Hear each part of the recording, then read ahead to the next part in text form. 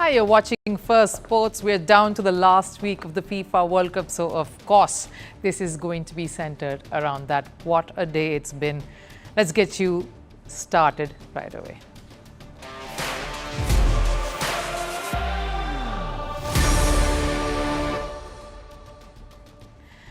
I'm Rupha Ramani, and on the show today, it is all about the FIFA World Cup. Argentina versus England in that second semi-final. It is a battle that has history, that has disappointment. And today, though, we decode the face-off itself. Is it a fractured England dressing room against a more sorted, at peace Argentinian side? And Spain will be waiting for the winner of this one in the final over the weekend. Lamine Yamal once again got the better of Kylian Mbappe's France in this fight for supremacy. What sets this teenager who just turned 19 apart, and how did he weigh on this semi-final? But first, the headlines on Sports 360.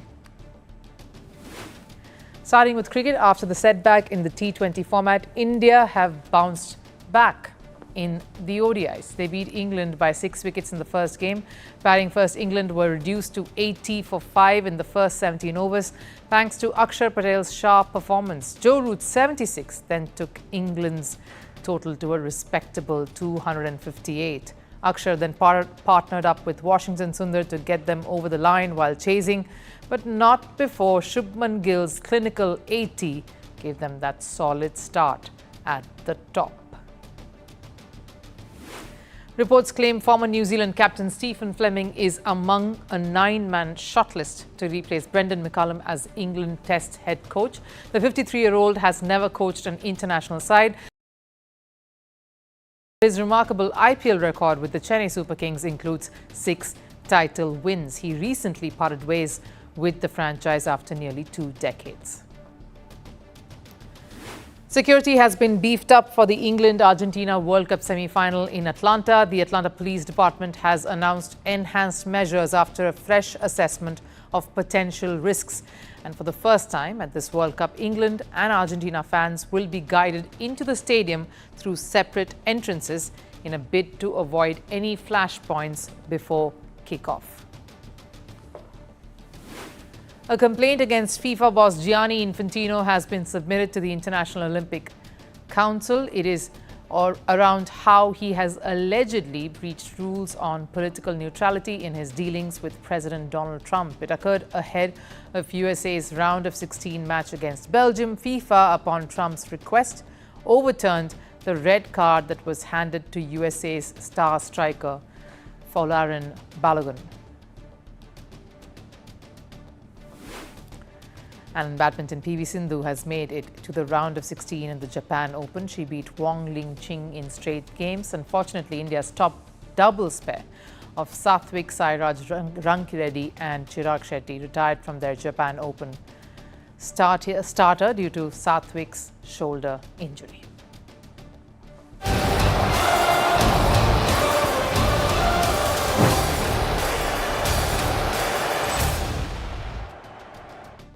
England versus Argentina.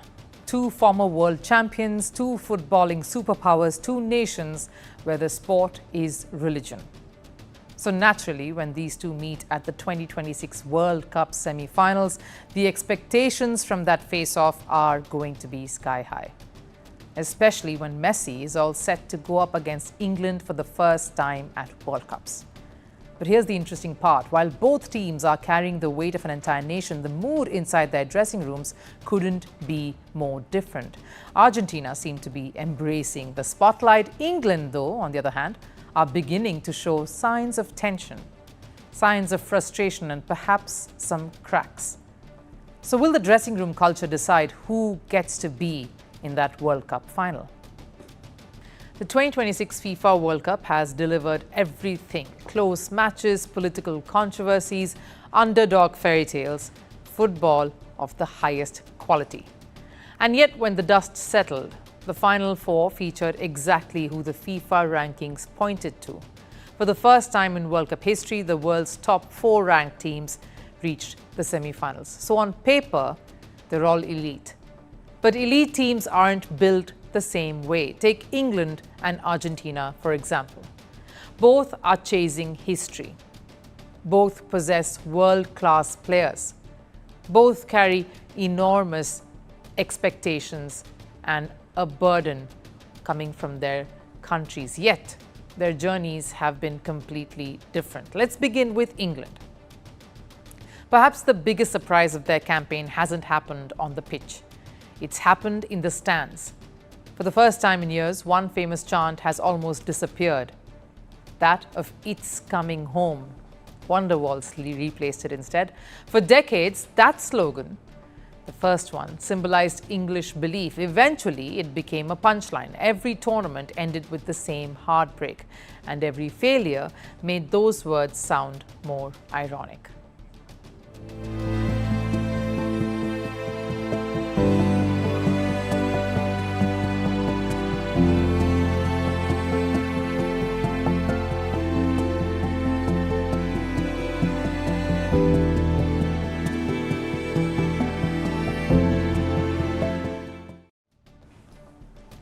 England arrived in 2026 trying to escape that baggage, but pressure has a habit of finding England anyway.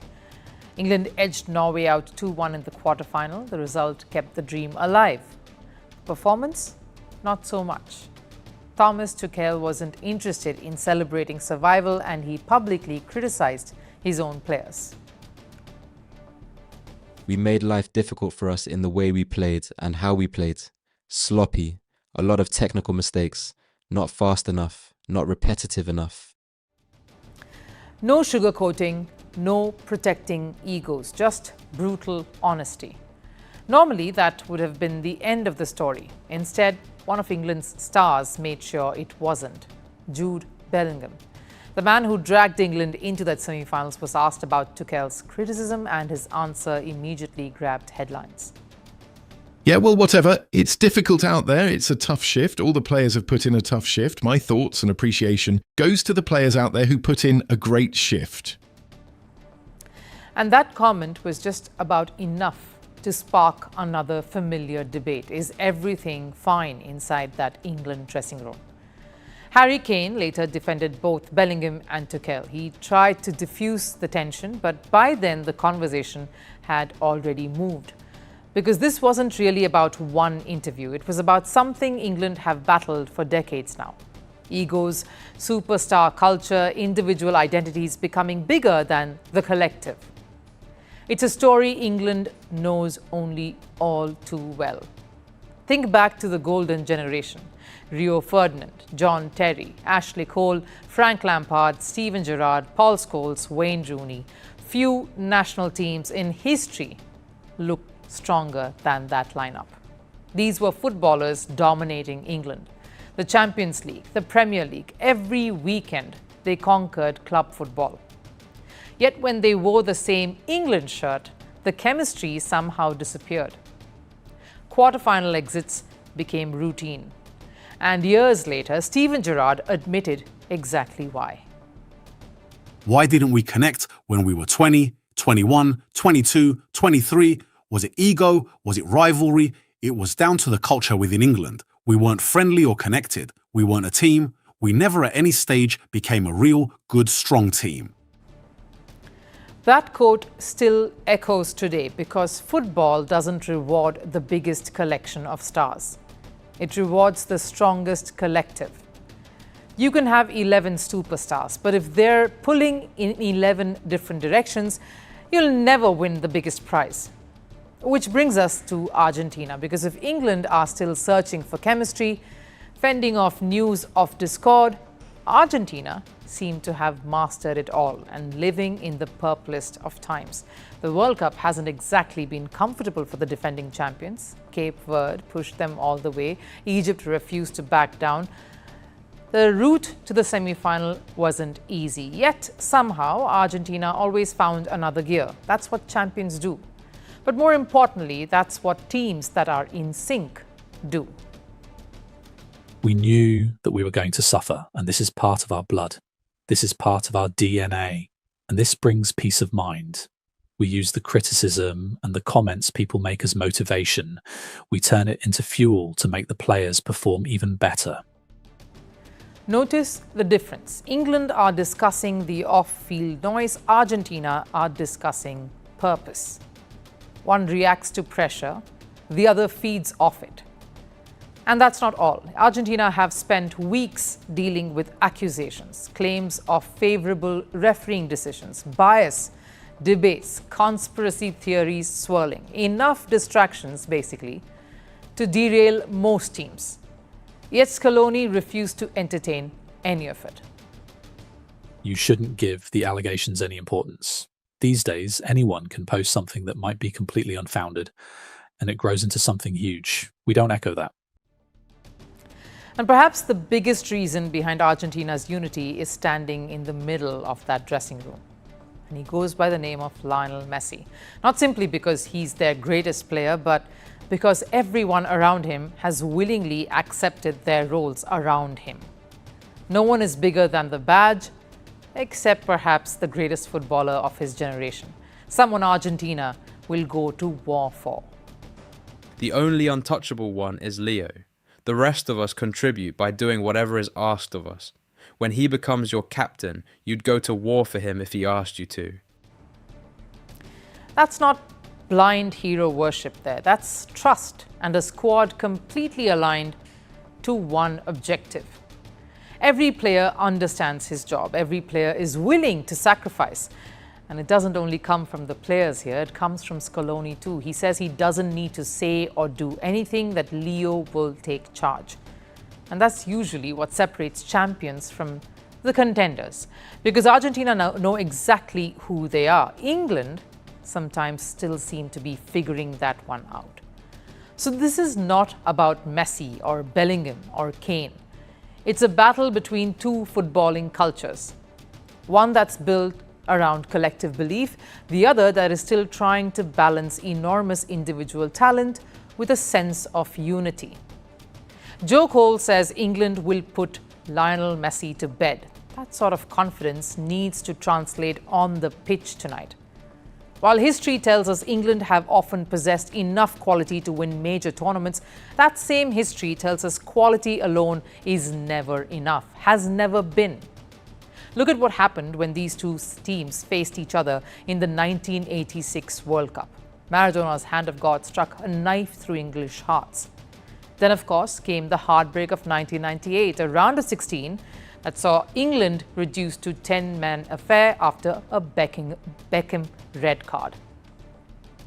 So this year, this semi-final tonight has history, a history that goes way back to Falkland War, but we'll stay in the present here. We won't move too much in the past. We'll stay to what this clash means today and how different these two teams look. Argentina have stopped chasing individual glory. They've started building a family, or the sense of it at least. The reward? 2 Copa America, a Finalissima, and the biggest, of course, World Cup. Now, they're just one win away from another World Cup final. England have every bit of the talent needed to stop them. But if this semi-final is decided by mentality, by togetherness, by who stays calm when the pressure reaches its peak, then Argentina may already have a head start. And if England really want to change their fate, maybe they need to change their approach first. The 2026 FIFA World Cup began with the world talking about Lionel Messi and Cristiano Ronaldo. But as the tournament progressed, a new rivalry quietly took center stage, that of Lamine Yamal versus Kylian Mbappe. One is already the face of world football, the other is rapidly becoming its future.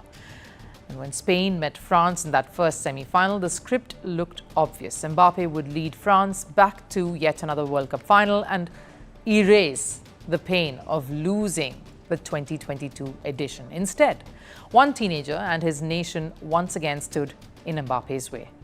Lamine Yamal and Spain, a player who is slowly making a habit of ruining Mbappe's biggest nights, whether that's in club football or on the biggest international stage. So how does Yamal keep getting better of one of football's biggest superstars? Take a look. The 2026 FIFA World Cup will be remembered for 2 generations sharing the same stage. The legends refusing to fade away and the youngsters announcing that their time has arrived. Among them, two names stood above the rest, Kylian Mbappe and Lamine Yamal. Mbappe may already be a World Cup winner and an established name, but at 27, he still has years left in him to add more to his legacy. The only problem? A teenager is already challenging that script. Spain versus France, or should we say Yamal versus Mbappe, felt less like a semi-final and more like the beginning of football's next great rivalry. Most predictions favoured France. And why wouldn't they? They had bulldozed their way into the last four. Clinical, disciplined, ruthless. Spain, meanwhile, had stumbled early in the tournament before finding their rhythm. Even the French coach tried to shift the pressure, not onto his own players, but onto Spain. If you saw what Spain did in the first match against Cape Verde, forget about that. Because after that, Spain confirmed they are the favourites. I don't want to add extra pressure to Luis de la Fuente, the manager, and their team. Perhaps it was mind games, perhaps genuine respect. Either way, the prediction turned out to be remarkably accurate. There was only one team in control. Spain dismantled France 2-0 with a solid performance. The French team simply had no answers.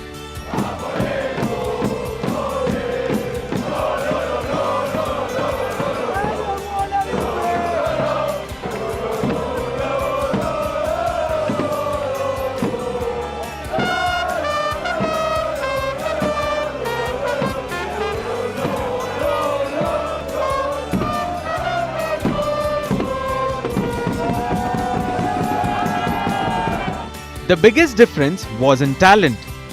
Both squads have that in abundance. It was belief. Spain walked onto the pitch convinced they belong. If France should fear anyone, it's us. We have knocked them out before. We have beat them 2 times. Honestly, I think we're the 2 best teams at the World Cup. So we'll see what happens, but we do not have any fear. And that's not arrogance, that's the mentality of champions. Yes, Lamine Yamal did not dominate the score sheet. No breathtaking solo goal, no outrageous assist. But football has never been just about numbers. Sometimes, the most influential player is the one who changes the confidence of everyone around him. That's exactly what Yamal has become. For Barcelona, for Spain, for an entire generation of Spanish football. Ever since bursting onto the scene, pressure and controversy has followed him everywhere. Whether it's on the pitch, with the Euros, El Clasicos, Champions League nights, and now at the World Cups, or off the pitch. How he has been racially targeted, how he has received online hate, how they judge his lifestyle. It's not easy being Lamine Yamal, but every single time, he's looked like he's born to soak up the pressure. This is only Spain's 2nd World Cup final, a nation carrying memories of 2010, and years of disappointment after that. Yet, their youngest superstar looks untouched by the occasion. He isn't chasing headlines, he isn't trying to prove he belongs, he already plays like he does. That calmness has become Spain's biggest weapon. Even on nights when he doesn't score, he controls the rhythm, he attracts defenders, he creates space and gives his team that belief. For years, Kylian Mbappe represented the future of football. Today, he still does, but for the first time, that future has a company. Time for last serve. Norway may have fallen short of a World Cup semi-final, but back home, they received a champion-like welcome. Nearly 100,000 fans packed the streets in Oslo to salute the team's historic run at the 2026 FIFA World Cup. And just like the entire tournament, the Viking row was active in full force. There was one notable absentee, though, their talisman Erling Haaland, who left the celebrations a little early. Take a look.